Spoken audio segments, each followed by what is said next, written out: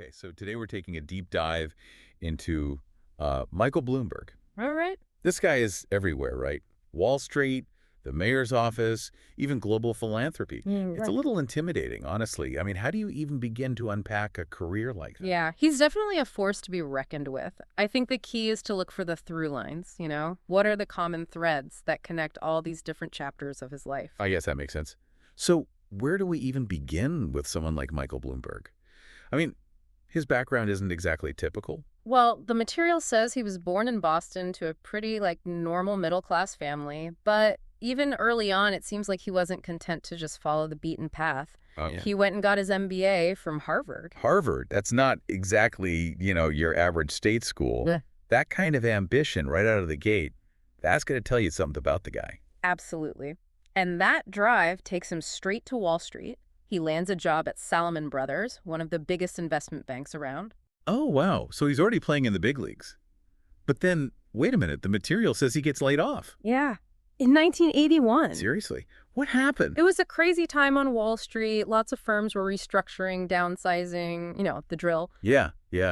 But still, getting laid off, that's got to be a blow. It would be for most people. But Bloomberg, well, he kind of uses it as a springboard.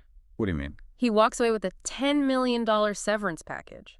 I mean, think about that. $10 million. And instead of, retiring to the Bahamas or something, he decides to start his own company. That's gutsy. Oh, it was a huge risk. But Bloomberg, he saw an opportunity that no one else was seeing. He called it innovative market systems. Later, of course, it becomes the behemoth we all know as Bloomberg L.P. And that's where the Bloomberg Terminal comes in. Bingo. Okay, full disclosure, I know the name. Everyone knows the name, but I'm not exactly a Wall Street whiz. Can you break this down for me? What was so revolutionary about the Bloomberg Terminal? Okay, imagine you're a trader back in the early 80s. You need information, right? Real-time stock prices, news, analysis, the whole 9 yards. But back then, everything was so slow. You're relying on phone calls, paper reports, word of mouth.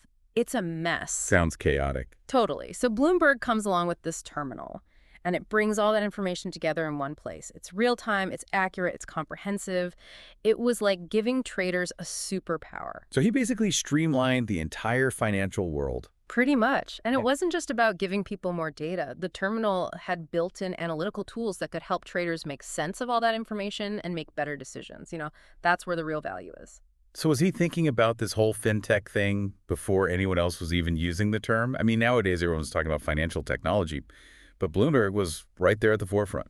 Absolutely. He was way ahead of the curve. And the success of Bloomberg L.P. proves it. I mean, they didn't just stick with the terminal. They branched out into news, research, trading platforms. Bloomberg basically built an entire financial ecosystem. And that's what made him, I guess, a global figure. Yeah, he became this Wall Street titan, this icon of financial innovation. But as we all know, Bloomberg's ambition didn't stop there. Oh, no.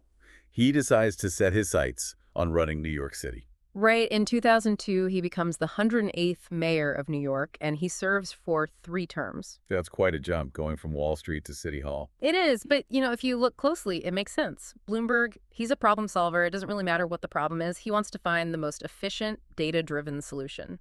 And he brought that same mentality to his mayorship. So he was like a CEO, but for an entire city. Yeah, kind of. He was very focused on metrics, on using data to inform policy decisions. Like, remember the soda ban? Yeah. That was all about tackling the obesity epidemic, using data to justify a pretty controversial policy. Oh, yeah, that was a big one. People were definitely talking about that, for better or for worse. Exactly. And it wasn't just public health. He tackled environmental issues, education reform, everything. He even redesigned public spaces. Bloomberg really saw the city as this massive, complex system that could be optimized, improved. Wow.